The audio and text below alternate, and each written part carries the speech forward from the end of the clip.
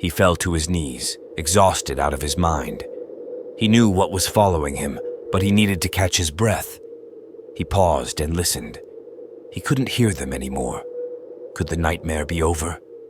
They had surprised him at his cabin 3 days ago, and he had been running since.